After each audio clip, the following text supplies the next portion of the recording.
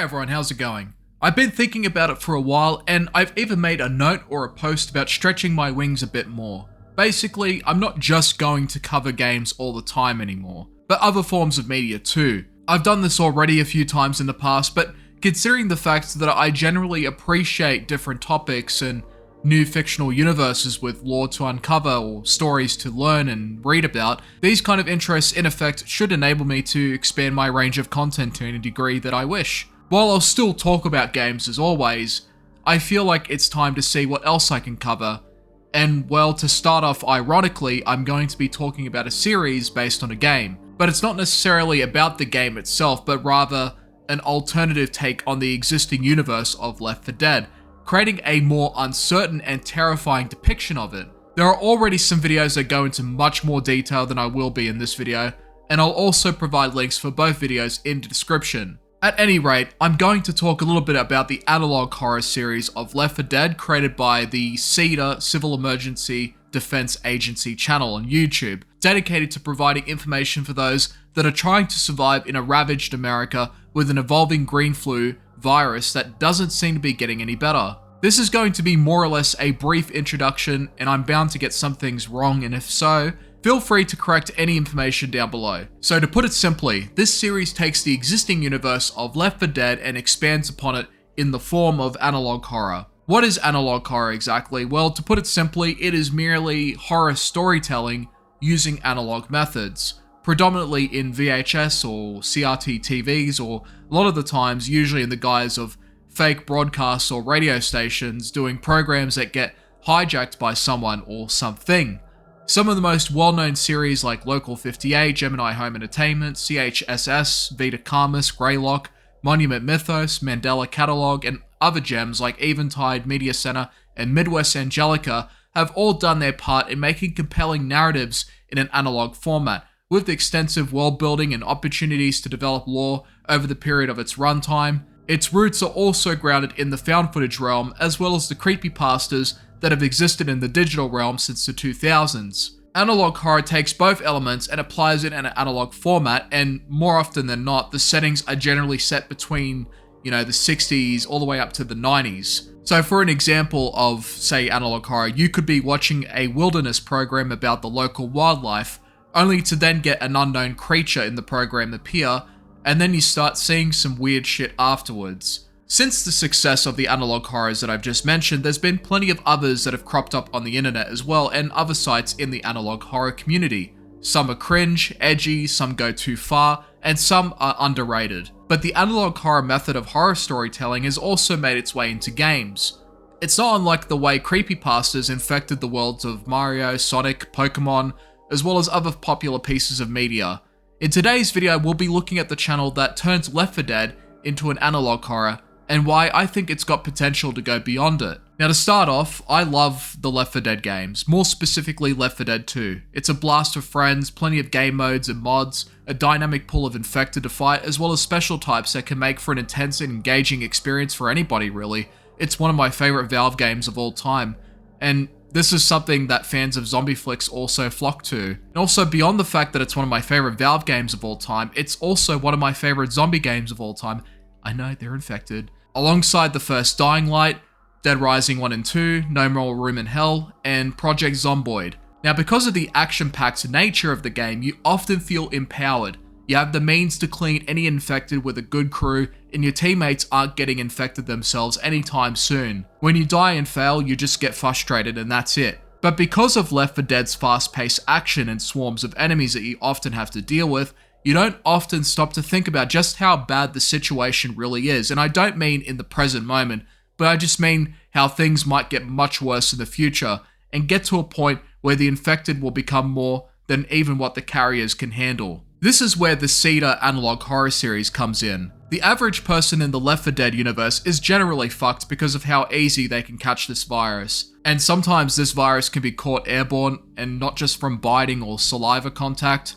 The characters in Left 4 Dead, the ones that we play as, on the other hand, can be beaten down, vomited on, strangled, bitten, and scratched and feel fine after a first aid kit because of their asymptomatic status. For the average Joe, however, well, again, you're fucked. In this analog horror depiction though, you're even more fucked, regardless if you're a carrier or not, because in this story, the virus continues to evolve even more, creating far more dangerous and terrifying forms of infected that we don't see in the main game, and some will make you wish that it was just a witch instead. Like other forms of analog horror, CEDA begin doing broadcasts and create programs for anyone out there in the country that haven't contracted the virus yet. It starts off with nothing out of the ordinary, but then text starts to change, you start seeing weird images, you get interruptions, disturbing images, you know, the usual analog horror stuff. But what this series for me does really well is how it completely changes the tone and mood that the Left 4 Dead games often create. Left 4 Dead is still a horror game, but you're like the guys in Dawn of the Dead running through hordes like it's nothing.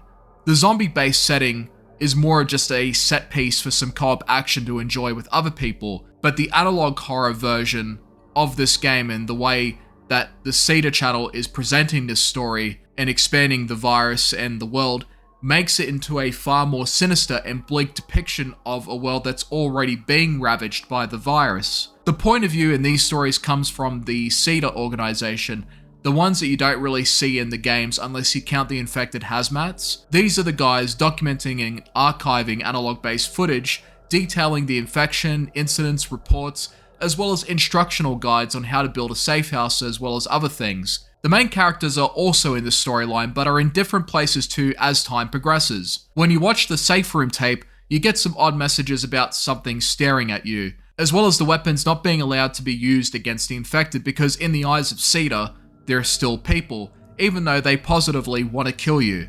In other zombie flicks, you see them usually feasting on the corpses that they've created, but these infected don't really do that, and it was theorized that the green flu would eventually die off due to the infected not sustaining themselves with food, even while they're decomposing. Well, what if there was one that not only ate the corpses, but was also faster and deadlier than the known special infected? Here comes the Starer. In the analog tapes, you never get a full picture of its complete form in full view, but the information that you do get from the videos, as well as some of the implied footage, should already tell you just how much more menacing that this variant is in comparison to some of the others we've already seen. It's said that even in spite of the victim's age, it still displays an uncanny level of strength and speed that makes almost all encounters fatal. Two CEDA operatives that went exploring Liberty Hall encountered such a creature, with one of them not only being killed, but being nearly devoured entirely. The other operative eventually died due to severe wounds. But the situation was so graphic and unlike anything they had seen from the infection so far that it made CEDA avoid exploring the mall any further. Then there's another type of infected called the Whisper. This is the most uncanny of the bunch, not because of its appearance that we haven't quite fully seen yet, but the fact that it can actually communicate with survivors.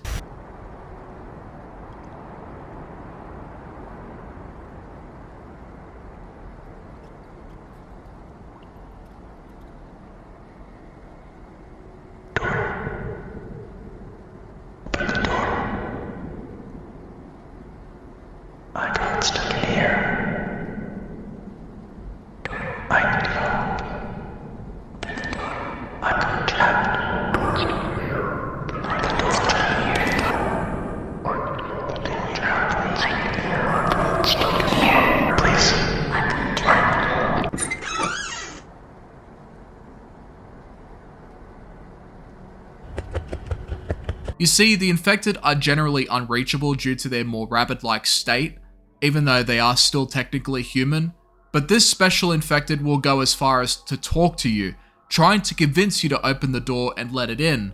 It's an extremely rare type of infected that has been able to maintain the ability of language and communication. This is also in relation to how certain individuals will turn into a specific type of infected depending on their background and traits. Left 4 Dead has never gone beyond the flu on steroids that turns people into rabies-infested rageaholics that will kill you on sight, but the Whisper variant is bordering on the paranormal or uncanny valley here, and this is only a prelude to even more nightmarish infected that could come to life if the virus continues to evolve and spread across the world. Opening that door for the Whisper will not just give you silence afterwards, but a really gruesome death too. There is a lot to unpack with this series that's still ongoing, and even I haven't fully explored it myself, which is why I can't give a complete analysis on this video, and why I've recommended more detailed videos that go into it. But I will say this, Definitely give this series a watch if you haven't yet, before watching those 2 videos that I mentioned in the description. Back to the topic, the earlier videos hinge more on the analog horror tropes that some in the community are getting tired of, but the channel itself is also remaking older content with higher production values, and will also even apply more found footage as well as other types of camera styles in their videos, making it more than just another analog horror series. Left 4 Dead is a scary game. The threat of becoming infected or plain dead is nigh high. Even the presence of asymptomatic carriers are dangerous to other people, as indicated in the Sacrifice comic. This analog take on the franchise makes the setting even worse to live in, let alone survive. Fanfiction or fan-based storytelling, like any other form of media, is hit and miss. But it seems that these guys have managed to not only preserve the source material, but also expand on it with new and terrifying ideas, which in effect enriches the existing universe itself. As another example, take a look at Half-Life found footage videos. Here's one of a Combine squad getting attacked by swarms of people that have contracted a virus called Zen rabies. My assumption here for this video is that something from the Zen dimension had carried over to what remains of Earth, and has given the humans even more bad luck than they already have with the Combine. I love this sort of stuff when done right, and I wouldn't mind covering more stuff like this in the future, but at any rate, definitely give the CEDA analog horror series for Left 4 Dead a try if you're into that type of horror, or if you're just a fan of Left 4 Dead. Just one thing though, make sure your safe house has no exposure to the outside. Make sure there's nothing in the shadows, and do not open the door. Thanks for watching.